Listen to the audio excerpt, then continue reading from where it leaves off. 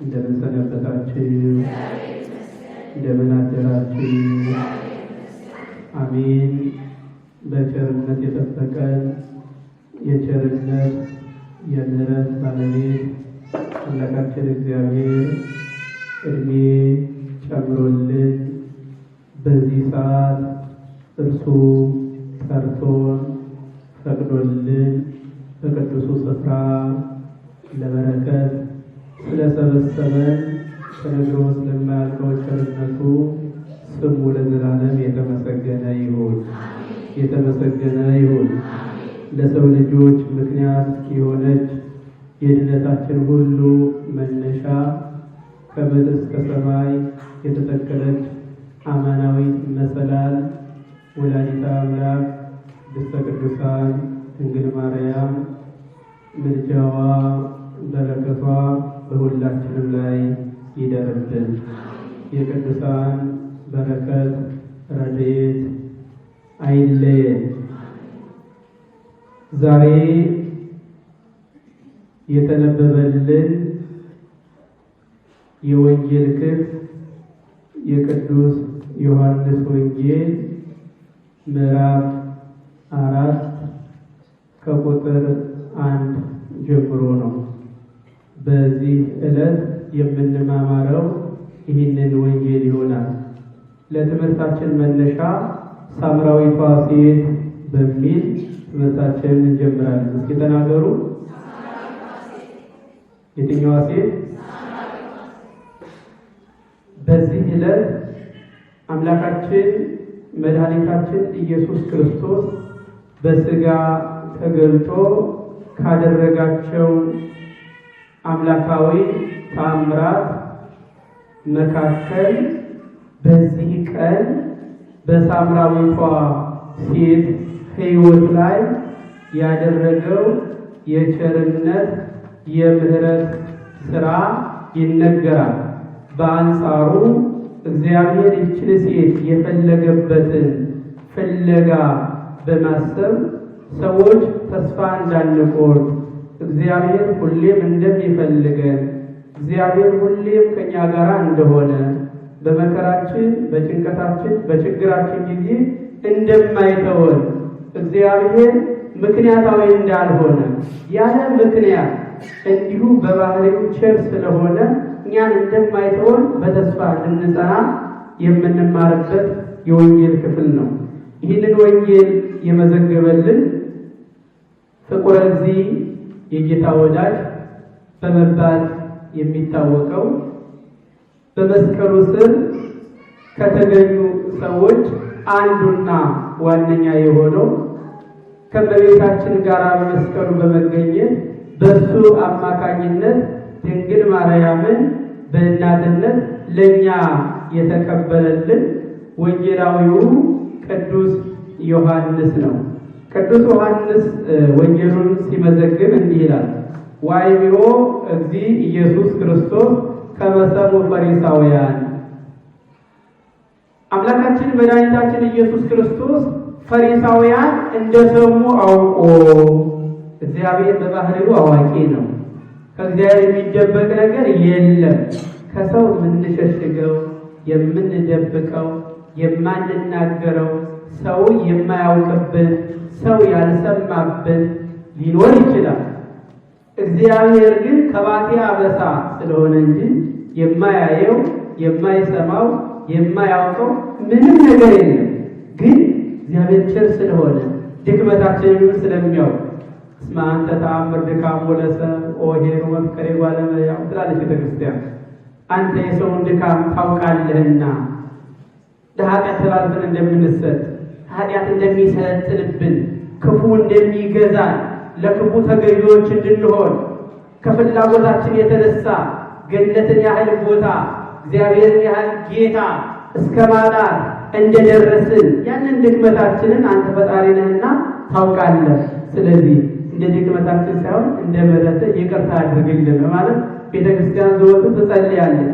በዚህ ጊዜ የነበሩ በልዩ መንገድ ፈሪሳውያን በመባል የሚታወቁ ሰዎችንም ሐሳባቸውን አውቆ ይላል።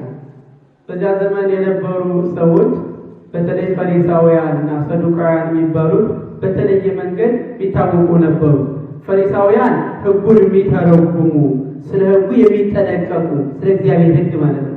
ስለ እግዚአብሔር በጣም የሚጠነቀቁ፣ የእግዚአብሔርን ሕግ የሚያስተምሩ፣ የእግዚአብሔርን ሕግ አንስተው መተው ሰውን ወደ እግዚአብሔር የሚያቀርቡ፣ ሰውን ከእግዚአብሔር ጋር የሚያስታርቁ፣ እነሱ ግን ከእግዚአብሔር ጋር ያልታረቁ፣ ስለ እግዚአብሔር የሚነግሩ፣ ስለ እግዚአብሔር የሚያሳውቁ፣ እነሱ ግን እግዚአብሔርን የማያውቁ፣ ሰው ንስሐ እንዲገባ ወደ እግዚአብሔር እንዲቀርብ የሚያስተምሩ፣ እነሱ ግን ንስሐ ያልገቡ ያልተመለሱ፣ ሰው ኃጢአት እንዳይሰራ እንዳይበድል እግዚአብሔር ኃጢአተኛን እንደሚቀጣ መጽሐፍትን ጠቅሰው የሚያስተምሩ፣ እነሱ ግን በኃጢአት ውስጥ የሚኖሩ፣ በጎ የሚናገሩ በጎ የማይሰሩ፣ ቅዱሱን የእግዚአብሔርን ቃል የሚመሰክሩ፣ ስለ ቅዱሱ ስለ እግዚአብሔር ቅድስና የሚናገሩ፣ ቅድስና ግን በውስጣቸው የሌለ ሰዎች ነበሩ። የሚናገሩትን የማይኖሩ ማለት ነው። ስለ ቅዱስ ነገር፣ ስለ ቅድስና፣ ስለ በረከት ያውቃሉ፣ ቅድስና የላቸውም። ከእንዲህ አይነት ሕይወት እግዚአብሔር ይጠብቃል። አሁን በእኛ ዘመን ያለው ሁኔታ ይሄን ይመስላል። ብዙዎቻችን ስለ እግዚአብሔር ቃል የተለያየ መንገድ እናውቃለን፣ እንናገራለን፣ እንሰማለን፣ እንመሰክራለን። በእግዚአብሔር ሚዛን ስንመዘን ግን ማኔቴ ፋሬስ የሚያሰኝ ሕይወት ይገኝብናል። በሚዛን ተመዝነን ቃል ተገኘ እንዲህ እንዳልነው እግዚአብሔር ይጠብቃል። ስለዚህ እግዚአብሔር ቃል በተማረን ቁጥር ሁሉ ጊዜ ወደ ሕሊናችን ወደ አይምሯችን መመለስ፣ እግዚአብሔር ያየኛል ማለት ሁልጊዜ በምንሰራው ስራ ሁሉ እግዚአብሔር ከኔ ጋር ነው። ስለዚህ በዚህ ስራ እግዚአብሔር ሲመዝንን በጎ ነገር ይገኝብኝ ይሆን ብሎ ራሱ መመርመር ነው። ቅዱስ ጳውሎስ በዚህ በሁለተኛ የቆሮንቶስ መልእክት ላይ ምዕራፍ 13 ከቁጥር 5 ጀምሮ በሃይማኖት ብትኖሩ ራሳችሁን መርምሩ ይላል። ስለ ሌላው መመራመርና መናገር በጣም ቀላል ነገር ነው። ስለ ራስ መመራመር፣ ራስን ማወቅ፣ ራስን ማግኘት ትልቁ ነገር እሱ ነው። ለዚህ እኮ ነው መድኃኔዓለም ክርስቶስ በወንጌል ሲናገር የባልንጀራህን ጉድፍ ከማውጣት በፊት በዓይኑ ላይ ያለውን ከማንሳት በፊት ቅድመ አውጽእ ሰሪር ውስተ ዓይንከ ማቴዎስ 7 ላይ ከቁጥር 1 ጀምሮ እንዳይፈረድባችሁ አትፍረዱ፣ በምትሰፍሩበት መስፈሪያ ይሰፈርላችኋል ወይም ይሰፈርባችኋል። መልካም መስፈሪያ ካላችሁ፣ መልካም ንግግር፣ መልካም ስራ፣ መልካም ሕይወት ካላችሁ መልካም ነገር ታገኛላችሁ። ክፉ ስራ፣ ክፉ ንግግር፣ ክፉ ሕይወት ካላችሁ ክፉ ያገኛችኋል። ፈሪሳውያን እንዲህ አይነት ሰዎች ነበሩ። አምላካችን መድኃኒታችን ኢየሱስ ክርስቶስ የፈሪሳውያንን ሐሳብ አውቆ ሐሳባቸው ምን ነበር? ወንጌላዊ እንደነገረን ከመበዙ አርዳኢሁ የክርስቶስ ደቀ መዛሙርት እንደበዙ አይተው ቀኑ።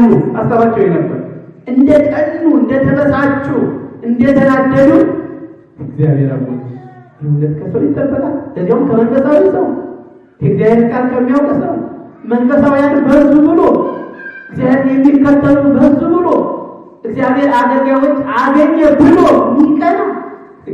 እንዲህ አይነት እኮ ነው ሰው በመንፈሳዊ ይበልጥ ወደ መንፈሳዊ ለመምጣት በጎ ለመሆን ለመሰራት በእግዚአብሔር ክብር ለማለት የእግዚአብሔር ቤተ መቅደስ ለመሆን ነው ሰው መቅናት ያለበት። ቅድሙ ለእንተ ተሐቢ ጸጋ መድኃኒት ለነፍስ ወሥጋ ይባላል። ለነፍስም ለሥጋ ለምድራዊ ለሰማያዊ በረከት ለምታሰጠው ለመንፈሳዊ ጸጋ ቅኑ፣ ትጉ፣ ስሩ ተባለ እንጂ ለሞት ቅኑ አልተባለ፣ ለኃጢአት ቅኑ አልተባለ፣ ለክፉ ነገር ተባባሪዎች ሁኑ አልተባለ። ለምን? ክፉ መስራት ራስን ስለሚጎዳ። የኃጢአት ደሞዝ ሞት ነው አይደለም? ያው ሰው ለሞት እንዴት ይሰራል? ሰው ቀናተኛ በሆነ ቁጥር በቅናት ሕይወት ባለፈው ቁጥር ሰውን ይጎዳል። ሰውን ተጎዳ ደግሞ እግዚአብሔር ያዝንበታል። እግዚአብሔር ካዘነበት ደግሞ ሕይወቱ ከንቱ ነው ማለት ነው። እነዚህ ሰዎች ደቀ መዛሙርቱ እንደበዙ፣ ሐዋርያት እንደበዙ፣ እንደሚያጠምቁ፣ የሰዎችን ሕይወት እንደሚለውጡ አይተው ያተከታይ አጣን፣ ከዚህ በኋላ የሚሰማን የለም፣ የኛ የሆኑ በሙሉ ወደ ክርስቶስ ሄዱ። ይገርማል።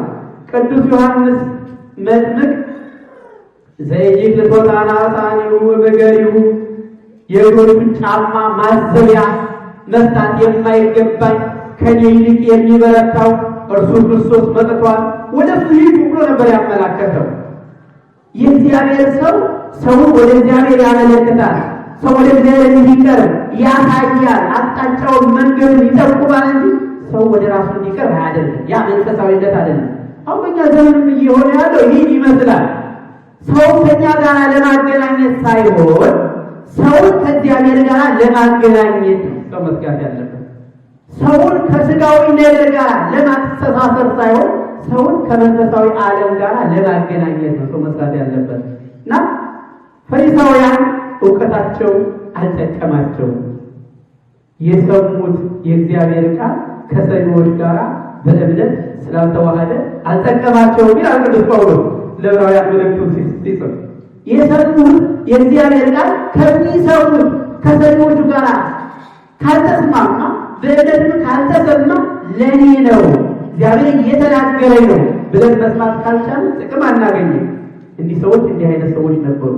በዚህ ጊዜ ነው አምላካችን መድኃኒታችን ኢየሱስ ክርስቶስ በሱ ማስተማር ሰዎች እንደቀኑ አውቆ እንዲህ አደረገ ይለናል።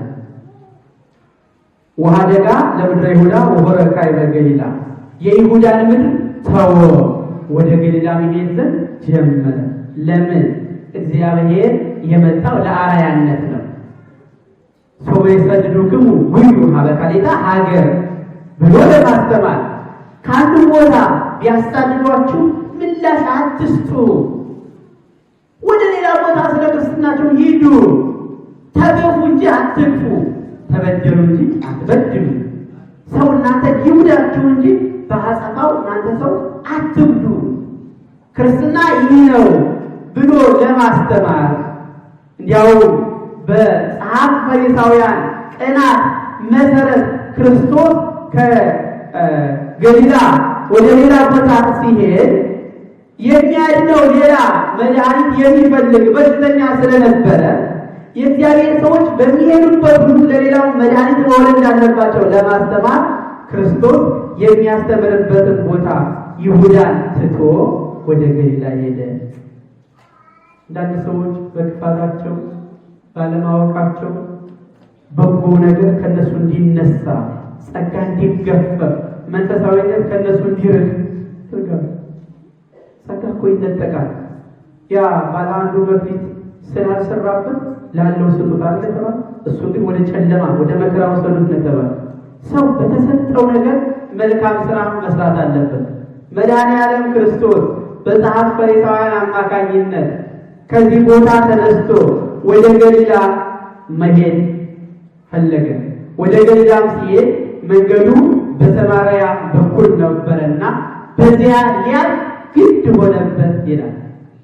አንደኛ መንገዱ በዚያ ስለሆነ፣ ሁለተኛ በሰማርያ ማለት ግድ የሆነበት በሰማርያ መድኃኒት የሚያስፈልጋት አንዲት ውሃ የተጠማች በረከት ያጣች በረከት የምትፈልግ መሰማት መደመጥ የምትፈልግ ሰሚ አድማጭ ያጣች ሴት ነበረች። ብዙ ሰዎች የረሷት ከሷ የራቁ የተገፋች ሐሳቧን የሚያደምጥላት ሰው ያጣች ሴት ነበረች በሰማርያ የምትኖር እና አምላካችን መድኃኒታችን ኢየሱስ ክርስቶስ ደቀ መዛሙርቱን አስከትሎ በሰማርያ መንገድ ሲያልፍ ቀትር ነበረ። የሰማችሁ ነው። ቀትር ነበረ። ከቀኑ 6 ሰዓት ነበረ። አድካሚ ጉዞ ነበረ። በዚህ ጊዜ መድኃኔዓለም ክርስቶስ ውሃ ተጠማ። ሐዋርያቱን ምግብ ይፈልጉ ዘንድ ወደ መንደር ላካቸውና እሱ ውሃ ፍለጋ በቀትር ውሃ ወደሚገኝበት ስፍራ ወደ ሲካር ሄደ ይላል። በዚህ ጊዜ ውሃ ልትቀዳ የመጣች አንዲት ሳምራዊት ሴት ነበረች። በሀገሯ የምትጠራ ኢትዮጵያዊት እንደማለት ነው። ሳምራዊት ሴት ነበረች። የሰማርያ ሀገር ሰው ማለት ነው። በሰማርያ የምትኖር በሀገሯ ሳምራዊት ተብላ የተጠራች ሴት ነበረች። በዚህ ሰዓት ሰው ውሃ ለመቅዳት አይመጣም። ሰዓቱ ውሃ መቅጃ ሰዓት አልነበረም። ወይ ጠዋት ወይ ማታ ነው ለአየሩ የሚቀዳው። ይህ ሴት በቀትር የመጣችበት ምክንያት ነበረ። በጠዋትም በማታም ብትመጣ ከሰው ጋር ትገናኛለች። ሰው እንዲያገኛት ደግሞ አትፈልግም። ለምን? ሰዎች የጠሏት ሴት ነበረች። ሰዎች የናቋት ሴት ነበረች። በእሷ ላይ ባደረው ክፉ መንፈስ አማካኝነት ከሰው ተለይታ የምትኖር በጣም አሳዛኝ ታሪክ ያላት ሴት ነበረች። የዚች ሴት ታሪክ በጣም ይደንቃል። ክፉ መንፈስ በእሷ ላይ ተቆራኝቶ ሕይወት በጀመረች ቁጥር ሕይወቷን የሚያበላሽባት ሴት ነበረች። እንዲህ አይነት ሕይወት ገጥሟቸዋል። ምንድነው አልሳካልኛል፣ ስራ ስጀምር ከስራ አባረራለሁ፣ ገንዘብ አልበረክትልኝ አለ፣ የማቅደውን ቀን ሁሉ ምንም አይሳካም፣ በሕይወቴ ለውጥ ማምጣት አልቻልኩም፣ ምንድነው ችግሩ እንላለን አይደል? የዚህችን ሴት ሕይወት ይመስላል። ምንድነው ማድረግ ያለብን? ከዚህች ሴት እኛ እንማራለን። ይህች ሴት ክፉ መንፈስ በእሷ ላይ አድሮ ሕይወት በጀመረች ቁጥር ሕይወቷን እያቋረጠባት በሐዘን የምትኖር በተለይ ትዳር ስትጀምር ባሎቿን እየገደለ ባላባ ያደረጋት 5 ባሎች የገደለባት እና ሸኒ ገፊ እየተባለች በክፉ የምትጠራ ሴት ነበረች። መቼም እኛ ስለ ራሳችን መናገር ስለ ራሳችን ኃጢአት መመስከር አንወድም እንጂ ስለ ሰው መናገር እንወዳለን። እንዲህ ስለሆነች እኮ ነው፣ እንዲህ ስለሆነ እኮ ነው፣ እንዲህ ብታደርግ እኮ እንዲህ አይሆንም ነበር ምክንያት እንደረደራለን። ኃጢአተኛ ብትሆን እኮ እንዴት ይህን ያህል ወንድ ትገላለች? እሷ መጠጋት አያስፈልግም፣ ከእሷ ጋር መተባበር አያስፈልግም ስለሚሏት በጠራራ ፀሐይ ከሰው ጋር ላለመገናኘት ባ ውሃ ፍለጋ የመጣች ምስኪን ሴት ነበረች። ክርስቶስ ቀረባልና አስቲኒ ማይ አለ።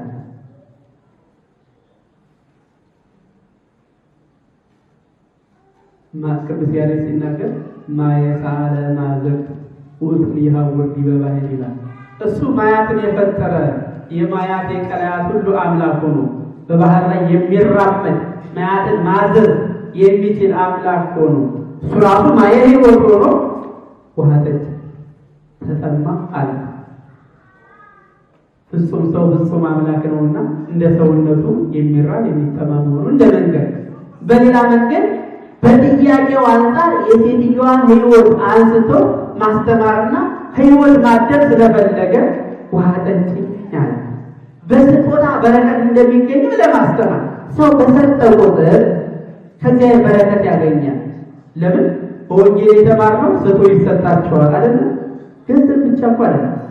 ራሱን መጀመሪያ ለእግዚአብሔር መስጠት አለብን። እንዲባረክ ስንሰጥ እንባረካለን። ሕይወታችንን፣ ጉልበታችንን፣ ጊዜያችንን፣ እውቀታችንን ለአገልግሎት ለመንፈሳዊ ሕይወት በሰጠን ቁጥር እጥፍ ሆኖ ተባርከን እንመለሳለን እና ይህች ሳምራዊት ሴት ውሃ ቀድታ በመስጠት እግዚአብሔር ሊባርካት ስለፈለገ እግዚአብሔር ሕይወቷን ሊቀይርላት ስለፈለገ ውሃ ስጪኝ በማለት መድኃኔዓለም ክርስቶስ ጠየቃት። አንተ አይሁዳዊ ሳለህ ከእኛ ጋር እንዴት ትተባበራለህ? አንተ እኔ እንዲህ ውሃ ትርብቻ እኔ ከኔ ጋር ለመነጋገር ደፈርክ? እኔ እኮ የተናኩ ሰው ነኝ ማለት እኮ ነው። እንኳን አይሁዳውያን የራሴ ወገኖች ሳምራውያን እንኳን የናቁ ሴት እኮ ነኝ። እኔ እኮ የተናኩ ነኝ። አይሁዳውያን ከሳምራውያን ጋር በጣም ሰፊ ልዩነት አለ። የሚጠላሉ ነበሩ። ታሪኩ ሰፊ ነው። እስራኤላውያን በተማረኩ ዘመን ለ70 ዘመን ተማርከው በባቢሎን ከኖሩ በኋላ ወደ ሀገራቸው ወደ ኢየሩሳሌም ሲመለሱ በነቢዩ በኤርምያስ አማካኝነት የተጋባችሁ ተፋቱ፣ ወደ ቅድስት ሀገራችሁ ስትገቡ እግዚአብሔርን ከማያመልክ እና እግዚአብሔር ከማይጠብቅ ጋር የተገናኛችሁ በሙሉ ተለያዩ፣ ጸጋችሁን አትክፈሉ ብሎ አስተምሯቸው ነበር። እነሱም ቢሆን እግዚአብሔር ለመመለስ ያውቃን እንጂ ሚስቶቻችንን ማን ከልክሎ ሀገራችንስ ማን ነስቶን ብለው ታበዩ። ከዚያ በኋላ በሚጠት ጊዜ ሲመለሱ እስራኤላውያን ወደ እስራኤል እንዳይገቡ እነዚህ ሰዎች ከለከሏቸውና እኒህ ሰዎች ሰማርያ የምትባል ከተማ አቋቁሞ በዚያ መኖር ጀመሩ። ሊቃውንቱ ሰመርናሃ ሲሉ ነው ይሏታል። ወደናት እቺ ሀገር የምትወደድ ሀገር ናት ሲሉ ማለት ነው። ለመኖሪያ ትመቻለች ሲሉ ሰመርናሃ አሏ። ከዚያም ሰማርያ ተባለች። በዚህ ምክንያት አይሁድ ከሳምራውያን ጋር ምንም አይነት ህብረት የላቸውም፣ አይስማሙም ማለት ነው። እንኳን አንዱ ካንዱ ሊለምን አንዱ ሊረዳው ይችል ይቅርና አንዱ በመውደድ የሚታወቁ ነበሩ በዚያ ዘመን። እና አንተ አይሁዳዊ እያለ እንዴት ከኔ ውሃ ትለምናለህ አለችው። የሚለምንሽ የሚጠይቅሽ ማን ነው ብታውቂ ኖሮ አንቺ ራስሽ ትለምኚው ነበር። መለመን የሚገባሽ እኮ አንቺ ነሽ፣ እኔ አልነበርኩም አለና ጥያቄዋን በጥያቄ መለሰ። እዚህ ጊዜ እንዴት ግን እኔ እለምናለሁ? እንዴት አንተ ውሃ ልትሰጠኝ ትችላለህ? ብለምን አንተ ሎታ ቢያይቆባ ሆነ አለ። ታሪክ አነሳ። አንተ ይህንን ውሃ ከሰጠን የዚህ ውሃ መሰረት ከሆነው ውሃውን ካመነጨልን ጉድጓዱን ከቆፈረልን የሁላችን አባት ከሆነው መመኪያችን ከሆነው ከአባታችን ከያዕቆብ ትበልጣለህን? ማየኒ አልበቃ አንተ ተርጃ እንኳን ኮዳ የለህም። ዋዘቱን ይሁን አዘቱን ውሃው ጥልቅ ነው። እንዴት አድርገህ ውሃ ልትሰጠን ትችላለህ? ይህንን ውሃ እኮ የቆፈረልን እንዳንጠማ ያደረገን ያዕቆብ እኮ ነው። አንተ ከያዕቆብ ትበልጣለህ አለችና ያዕቆብን አነሳችው። አምላከ ያዕቆብ ከእሷ ጋር እየተነጋገረ መሆኑን ረሳች። ያዕቆብ በዚህ ውሃ ሰፊ ታሪክ ያለው ሰው ነው። በኦሪት ዘፍጥረት ምዕራፍ 29 ሙሉ ስትመለከቱ ያዕቆብ ከአባቱ ቤት ከይስሐቅ ወደ ላባ ጉዞ ባደረገ ጊዜ በዚህ ጉድጓድ ላይ እግዚአብሔር ኃይሉን ሰጥቶት ድንቅ ስራ ሰርቷል። ብዙ ሰዎች ተሰባስበው ድንጋዩን ፈንቅለው ውሃ የሚያጠጡበት የያዕቆብ አዘቅት የሚባል ውሃ ነበረ። ያዕቆብ በደረሰ ጊዜ በግብረኞች ተሰባስበው ድንጋዩን መፈንቀል አቅቷቸው ቆሞ ሲጠባበቁ አገኛቸው። ለምን ድንጋዩን አንስታችሁ ውሃ ታጠጡ ማለት እኛ ጥቂቶች ነን። ሁሉም በጠባቂ ተሰባስቦ ሲመጣ በኃይል እናነሳዋለን፣ ያለዛኛ ግን አቅም የለንም አሉ። ወዲያውኑ ያዕቆብ ኃይለ እግዚአብሔር ከእሱ ጋር ስለሆነ ያዕቆብ ታግሎ ከእግዚአብሔር ጋር ተነጋግሮ ስሙን እስራኤል ብሎ ማስለወጥ ማስቀየር የቻለ ሰው ስለሆነ ኃይለ እግዚአብሔር ያልተለየው ሰው ስለሆነ ሰው ከእግዚአብሔር ጋር ከሆነ ደግሞ እግዚአብሔር ምስሌና አርቦ ዘይተን ዘይተኛ ጋር ከሆነ የሚሳነን ነገር የለም እንዲል መጽሐፍ እግዚአብሔር ከእሱ ጋር መሆኑን ለማሳየት ያን ድንጋይ አንከባለለ እና ውሃ እንዲጠጡ አደረገላቸው። በዚህ የያዕቆብ ኃይል የእግዚአብሔር ቸርነት ታውቋል። ከዚህ የተነሳ ሴት ታሪክ ለመንገር አንተ ከያዕቆብ ትበልጣለህን አለችው። የያዕቆብን ጌታ ቅዱስ ያሬድ ታሪክ እንዲህ ሲል ያነሳዋል በዛሬው መዝሙሩ። ወብዙኃን ኖሮ ትመጡ ወስኑ ከሲቶታ ለእብነ ማፋዘር። ብዙ እረኞች መጡ፣ ነገር ግን ወስኑ ከሲቶታ ለእብነ ማፋዘር። ድንጋዩን ከውሃው ማንከባለል አልተቻላቸውም። እስከ መቼ? እስከ ይመጽእ ያዕቆብ የተባለ እስራኤል መጥቶ ድንጋዩን አንከባሎ ለበጎቻቸው ውሃ ሲሰጣቸውና እነሱን ጠጥተው እስኪረኩ ድረስ አልቻሉም ነበረ ብሎ ያዕቆብን ከክርስቶስ ጋር የያዕቆብን ውሃ ክርስቶስ ከሚሰጠን ማለዮን ጋር በማነጻጸር ቅዱስ ያሬድ ያስተምራል። ወከማሁ መመጡ ብዙኃን ነቢያት ወሲሉ ከስቶታ ለጥምቀት አለ ሲተረጉሙ ልክ እንደ ያዕቆብ እና ከያዕቆብ በፊት ወደዚያ ውሃ እንደመጡት እንደረኞቹ ወከማሁ መመጡ ብዙኃን ነቢያት ብዙ ነቢያት በምድር ላይ በተለይ በኢየሩሳሌም ተነሱ። ነገር ግን ወሲሉ ከስቶታ ለጥምቀት ጥምቀትን ማደል አልቻሉም። ጸጋ እግዚአብሔርን መስጠት አልቻሉም። ገነት መንግሥተ ሰማያትን ማስከፈት አልቻሉም። እንደውም እንደ ኢሳይያስ አነጋገር ወኮነ ጽድቅነ ከመ ጽድቀ ትፍቶ ጽድቃችን የመርገም ጨርቅ ሆነብን። ነባይነ አለቀስን፣ ጾምን፣ ጸለይን ከመ ዘይነባይነ ኮን እንዳላለቀስን ሆን። ለቅሷችን ሁሉ መንግሥተ ሰማያትን ማስከፈት አይችልም አሉ። ክርስቶስ በመጣ ጊዜ ግን ማየ ሕይወትን አደለን። አንተ በመጣ ጊዜ ግን ጸጋን እንዲሁ ጸጋ በጸጋ ተወለደልን። በጸጋ ላይ ጸጋ፣ በጥምቀት ላይ ልጅነት፣ በልጅነት ላይ ጥምቀት ተሰጠን በማለት ቅዱስ ያሬድ ይህንን ይተረጉሟል። ያቺ ሳምራዊት ሴት ከዚህ ተነስታ አንተ ከያዕቆብ ትበልጣለህን አለችው። ክርስቶስም እኔ የምሰጠው ውሃ አያስጠማም፣ አንቺ ከዚህ ውሃ ብትጠጪ እንደገና ትጠሚያለሽ አለና ነገራት። ከዚህ በኋላ ስለ ባሎቿ ጠየቃት። እንደዛ ከሆነ ውሃ ስጠኝ እንዳልጠማ አለችው። እንደዛ ከሆነ ባሎች ይዘሽ ነው ያላት። አይ እኮ ባል የለኝም አለችው። እውነት ብለሻል፣ ከዚህ በፊት 5 ባሎች ነበሩ፣ አሁን ግን ያለው ባልሽ አይደለም አላት። 5 ባሎች ነበሯት፣ ነገር ግን ክፉ መንፈስ ገደለባት። ፈት እንዳትባል ምግብ እየቋጠረችለት ይላሉ ሊቃውንቱ። ባለትዳር እንድትባል ብቻ በስሟ ወይም በሱ ስም እንድትጠራ ብቻ ከሰፈር ተቀምጦ የእሷ ባለቤት የሚባል ሰው ነበር። ግን ባልሽ አይደለም ከጭጋራ ለሚኖረው ለማለት ነው። ይህ ፈተና ውስጥ የነበረች ሴት ናት። ከዚያ በኋላ ያቺ ሴት እግዚአብሔር ያደረገላትን በውስጡ ያለውን ችግሯን ሁሉ የፈታውን አምላኳን አወቀችው። ያው አንተ ነብይ ነህ አለችው። ቀስ በቀስ ወደ ነብይነት አሳደገችው ማለት ነው። መጀመሪያ ፍጹም ሰው ነው ይመስላል። ከዛ ቀስ እያለች እየተማረች ሳምራዊቷ ሴት ስለ ስግደት፣ ስለ ጸሎት፣ ስለ መንፈስ ቅዱስ ጸጋ ማደል መማር ጀመረች። ክርስቶስን አወቀችው። ከእሱ ጋር ተገናኘች። ይገርማል። ይህ ሁሉ በዚያ ጠራራ ፀሐይ ውሃ ለመቅዳት በሄደችበት ሰዓት ነው። አምላካችን መድኃኒታችን ኢየሱስ ክርስቶስ መንገድ በሚሄድበት ሰዓት በሰማርያ እንዲያልፍ ግድ በሆነበት ሰዓት ልብ በሉ። እግዚአብሔር እኛን መቼ እንደሚባረከን አናውቅም። ሁል ጊዜ ባለን ሰዓት ባለን ጊዜ ሁሉ ወደ ቤተ መቅደስ መገስገስ ያስፈልጋል። የእኛ ታሪክ መቼ እንደሚቀየር የሚያውቀው ማን ነው?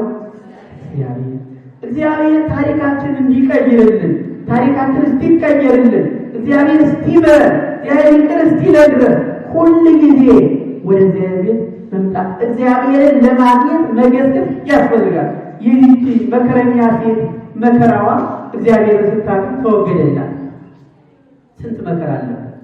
እንደ ሀገር በመከራ ውስጥ ያለን እንደ ኤሊ ዘመን ጆሮ ጭው የሚያደርግ ዜና በየጊዜው በየዕለቱ በየሰዓታቱ በየሰከንዱ የምንሰማበት የመከራ ዘመን ነው።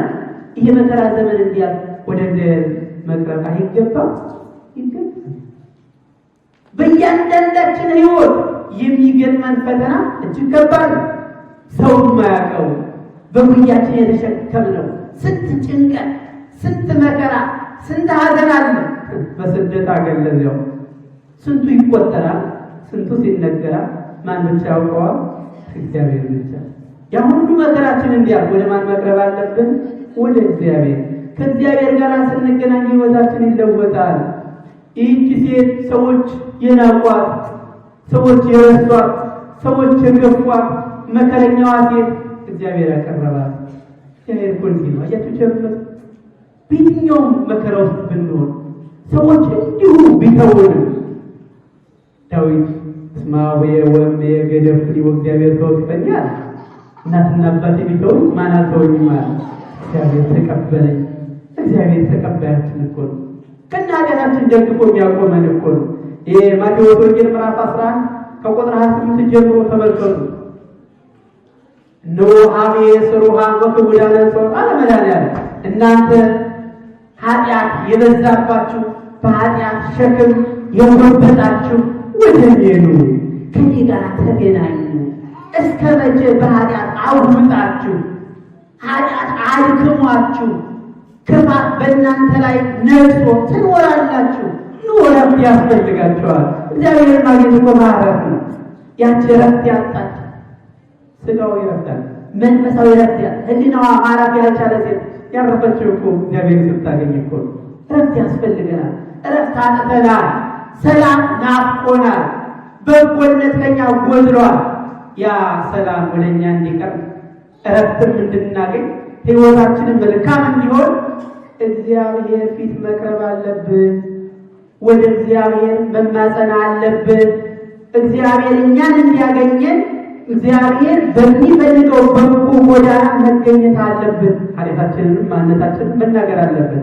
ይህቺ ሴት ስትጠየቅ ሁሉ ነገር ተናገረች። ታሪኩን በሙሉ እኔ ኃጢአተኛ ነኝ፣ እኔ በደለኛ ነኝ፣ እንዲህ አይነት ህይወት የገጠመኝ ነኝ፣ የተናኩ ነኝ፣ በጠራራ ሰዓት የመጣሁት እኮ ሰዎች እንዳያዩኝ እኮ ነው። ሰዎችን አባትን እግዚአብሔር ያቀርባል። እግዚአብሔር እኮ እንዲህ መሀሪ እኮ ነውና የእሱ ቸርነት እኮ ተነግሮ ያውቃል። የእሱ ምሕረት እኮ ከሁሉ ነው። ከእኛ አይሁን ከእኛ እውቀት ከእኛ መናገር በላይ እኮ ነው። እኛ ከወደዱ የተነሳ ከሰማይ ወደ ምድር የመጣው ስለ ፍቅሩ አይደለም። አባ ሕርያቆስ ፍቅር ሰሐቦ ለወልድ ኃያል መንበሯል። እግዚአብሔር ወልድ ከሰማየ ሰማያት መንበሩ ወደ ምድር ዝቅ ያደረገው አባ ሕርያቆስ ድንግል ማርያምን ሲያመሰግናት ወሰባቱ መንጦላዕት አይቴሙ ተደለው በውስተ ከርሥኪ ይላል። እግዚአብሔር በሰባቱ ነጭ እሳት መንጦላዕት ዙፋኑ የሚጋረድለት አምላክ በአንቺ ማኅፀን ሲወሰን አይቴሙ መንጦላዕት በውስተ ከርሥኪ ሲያድቅ እኮ ያ የእሳት መጋረጃ በወልድ በየት በኩል ተጋረደ? ታስታውሻለሽ? በስተቀኝ ነው በስተግራ፣ በስተፊት ነው በስተኋላ ወልድ ይሆን ይቻላል። እንዲህ አይነቱ አምላክ በበረት በከብቶች ማደሪያ የሚለብሰው አጥቶ የተወለደው እኮ እኛ ወደሱ ለማቅረብ እኮ ነው። እኛ ከኃጢአት እንድንርቅ እኮ ነው።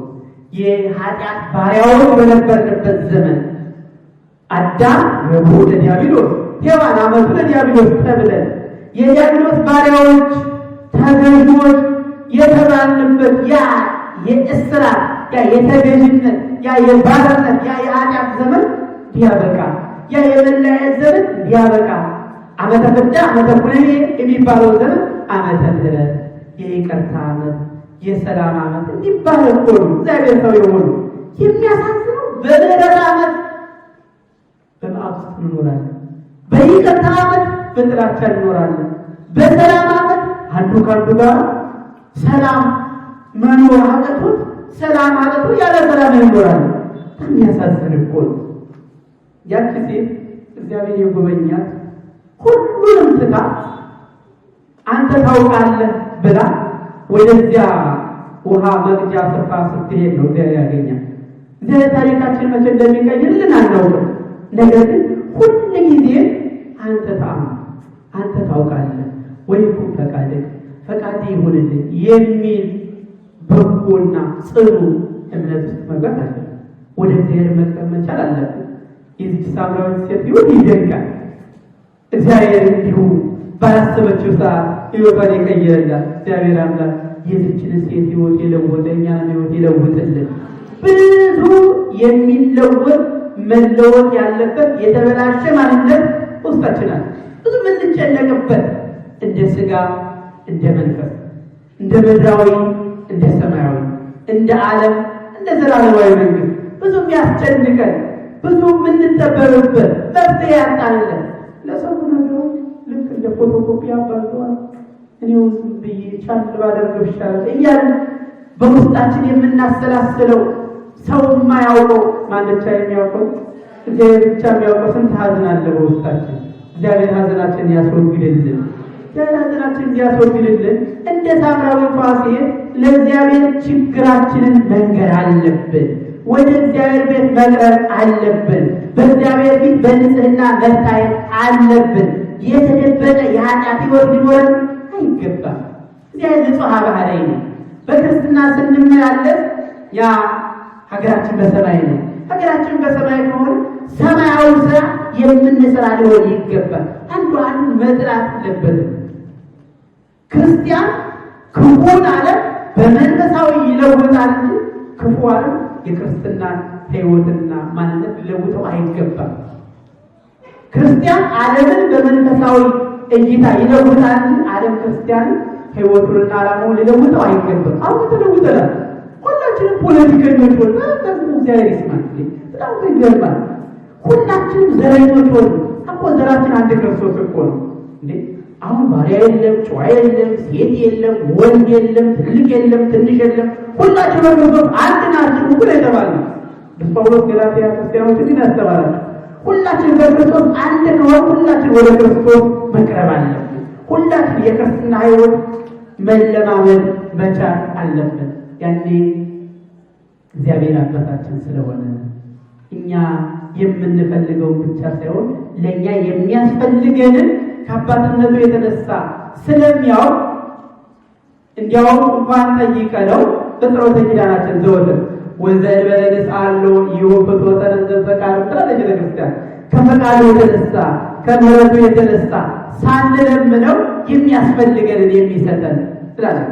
ስለዚህ የሚያስፈልገንን እንዲሰጠን እግዚአብሔር እኛ እንድንገኝ በሚፈልግበት መንፈሳዊ ስራ ሁልጊዜ መገኘት አለበት። እንድንገኝ አምላካችን እግዚአብሔር ሁላችንን ይርዳን። የሳምራዊቷን ሕይወት የዚያችን ምስኪን ሕይወት የለወጠ አምላካችን እግዚአብሔር በእኛ ዘመን የምናየውን የሀገራችንን መከራ፣ ስደት፣ ረሃብ፣ ለቅሶ፣ ሐዘን ይለውጥልን። የቤተ ክርስቲያናችን ሐዘን ሁሉ እግዚአብሔር በቸርነቱ ይለውጥልን። እንዲህ አይነት የመከራ ዘመን ነበረ፣ አሁን ግን ተሻገር ነው የምንልበትን መልካም ዜና አምላካችን እግዚአብሔር ለሁላችን ያሰማን። ያስተማረን የመከረን የአባቶቻችን አምላክ አምላካችን እግዚአብሔር ስሙ ለዘላለም ይመስገን። ይቆየን።